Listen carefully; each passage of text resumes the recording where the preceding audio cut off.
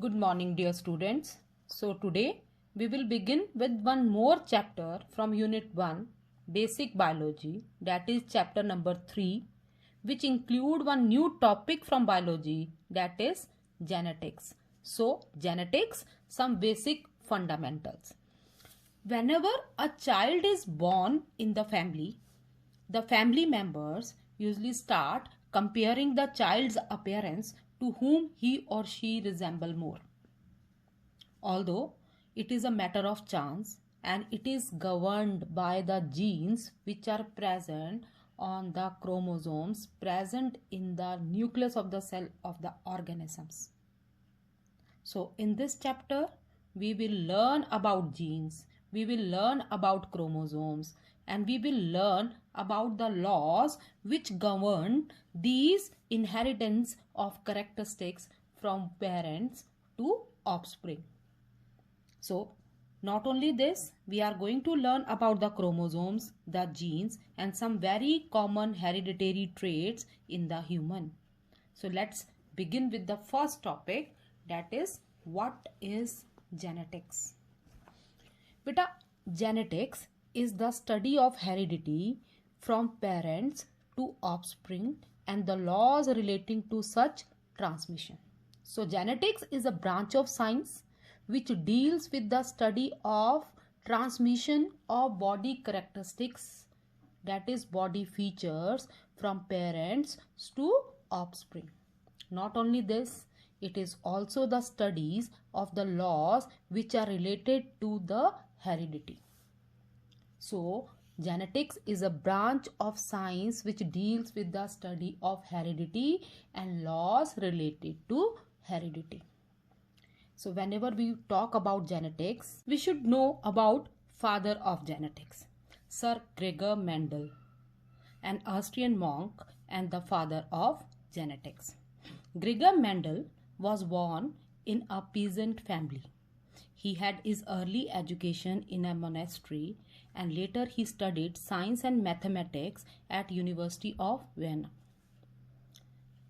He wanted to become a teacher, but he failed in the examination of teaching certificate and returned back to the monastery and became a monk. So when he was living there, that monastery was surrounded by natural vegetation. So every day he observed the plants grown around that monastery, and whenever he saw those plants, it comes to his mind that these all plants, they belong to different species, that's why they look differ. But there are certain plants which are of the same species, then also they have number of differences among them.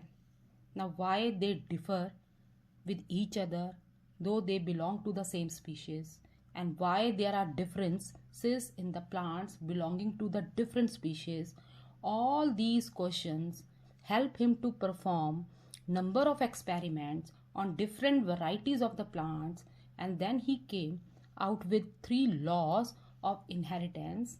Those laws we are going to study in the same chapter later on, and we call those laws as Mendel's laws of inheritance. For his work, he was awarded later after his death, and now we call him as a father of genetics. Now before starting with the basic concepts of genetics, 2 modern applications of genetics. The 2 modern applications of genetics given in your book are, first is genetic engineering and second is genetic counseling. Starting with genetic engineering.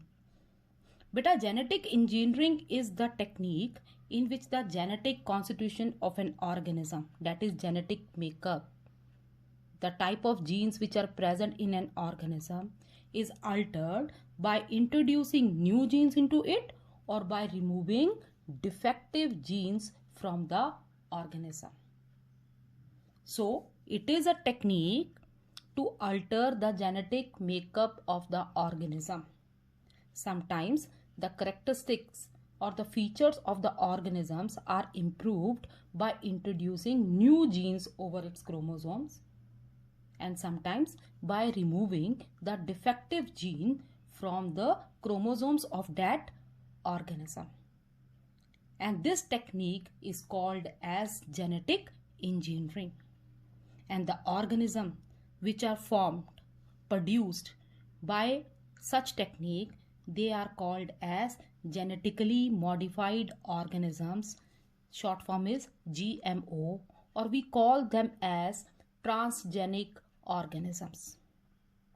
The hormone insulin was the first such product of genetically modified organism. Now, the genes which are responsible for the production of insulin in mammals, they are removed from the chromosomes of some healthy mammals, say like goat or horse or cow. So from the body of a healthy mammal, insulin producing genes are removed. After removing these genes, they are pasted over the circular DNA, that is plasmid of bacteria. As you know, bacteria multiply number of time in a very short time. So as many as time that bacteria is going to multiply, that number of copies of the genes producing insulin we will get. So after the multiplication of bacteria, these genes from the plasmids are removed and they are stored in a gene bank to replace the defective genes from human which are required for the secretion of this insulin. Now next, the modern application of genetics which is given in your book is genetic counseling. Genetic counseling is another practical aspect of genetics. Newly married couples are advised to consult a specialist regarding the possibilities of any undesirable trait which their children might inherit. Now beta, genetic counselors, they help the couple to identify families at possible risk of the genetic condition by gathering and analyzing family history and inheritance patterns and calculating chances of reoccurrence of those genetic disorders. The diseases like hemophilia, thalassemia, sickle cell anemia with a defective hemoglobin are the example of genetic diseases which can be prevented to some extent by proper genetic counseling by the genetic counselors. So this is all about two modern applications of genetics. The next topic is heredity. As discussed earlier, the term heredity is defined as transmission of genetically based characteristics from parents to offspring. Means the transmission of characteristics which are controlled by the genes present over the chromosomes of that offspring. Transmission of those characteristics from parent to child is called as heredity. It is the genetic constitution of an individual.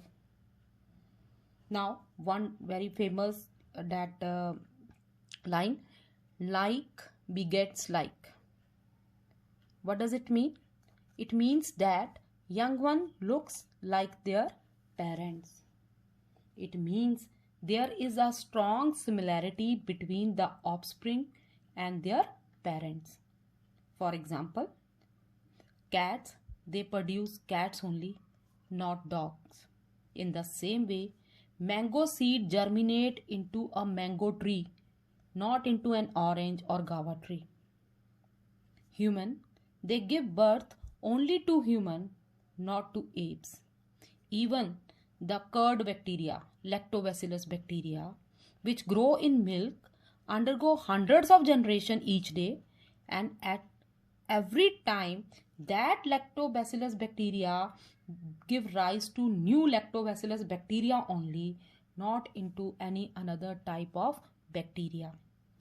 So every organism, they produce the organism of their own kind.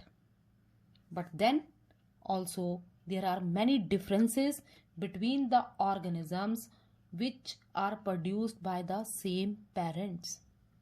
All organisms, whether animals, plants or microorganisms, they produce their own kind through reproduction, but the offsprings are never identical. They have number of similarities between them, but they are not the exact copy of their parents. They have many differences in them which make them to look different from their parents, and these differences are called as variation, and these variations only give them a unique identity. So variations in population, that is our next topic. Beta, human beings as a species share many main characters or traits among themselves which identify the species Homo sapiens. We all know, है ना? Even a small child is able to recognize the organism according to their body features. So we know that what are the general characteristics of Homo sapiens. As we all are Homo sapiens, we know how Homo sapiens looks, how humans looks. Yet the various races and tribes, they look different in several features. Like the people, those who are living in Europe, they look different from the humans or the persons, those who are living in African countries. We are able to easily recognize Indians from Africans or from the people living in Japan due to certain differences in their look. These small differences are known as variations.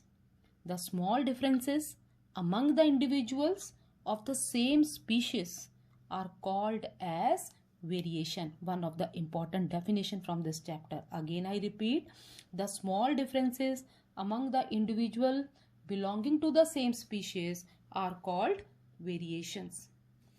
It is not only true for humans, it is true for plants and another animals also. We keep pets like dog or cat and domestic animals like cow or buffalo. There are so many breeds of each one of them. But there are differences among the organism belonging to the different breeds of the same species, and according to these differences we are able to recognize them. So those differences which gives us a unique look, those are called as variations. Now the next important topic, very important topic from this chapter, character and traits. Beta, any inheritable feature which is transmitted from our parents to offspring.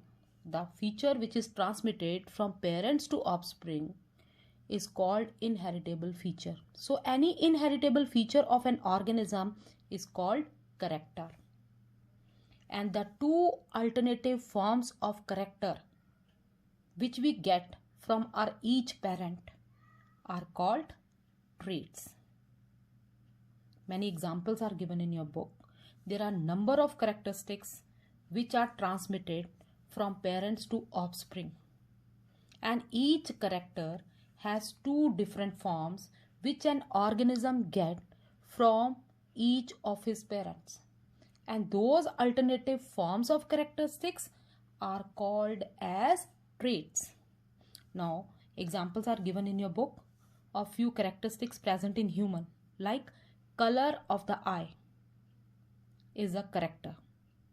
Now the two common traits of this character are brown or blue. Hair shape, character. Now curly hair or straight hair, these are the alternative forms of this character and we call them as traits. Eyebrows, heavy, bushy or thin, these are the traits. Hair on the middle joints of the finger is a character. Hair growth is there, that is one of the trait. No growth, that is the another trait. Color vision, one of the character. Normal vision is one of the trait, or color blindness If a person is colorblind, that is the another trait. Tongue rolling. Tongue roller and non-tongue roller are the two traits of tongue rolling. Hand use. Right-handedness or left-handedness. These are the two traits of a character, that is hand use. Skin color is one of the character. Albinism, that is total loss of melanin pigment, or normal skin like light or dark color skin, that is, these are the two traits. Earlobes. Free earlobes or attached earlobes are two traits of this character. Lips. Thick lips or thin lips are two traits. Rh blood group, that is Rh factor. If it is present, then we are Rh positive, and not, then Rh negative. So Rh positive and Rh negative are the two traits of the character, that is Rh factor or Rh blood group. So these are the all example. Not only this, there are many characters present in a particular organism having two different traits which that organism is getting from the parents. Now after this, the progress check on the same page. Mention if the following statements are true or false. The first one is genetics and heredity are the same thing. False. Like begets like. This applies only to animals. Again false. The entire human population shows variation. True. Now the second question, which of the following in human are established genetic traits? Tick mark the correct one in the box provided. Now, what are the common that is traits? Capacity to be a good cricketer. No. Curly hair. Yes. Left-handedness. Yes. Quality of voice. No, it is not a trait. It is not controlled by genes in our body. Now red-green color blindness. Again yes. Yes. So the traits which are controlled by genes, only those traits you have to tick.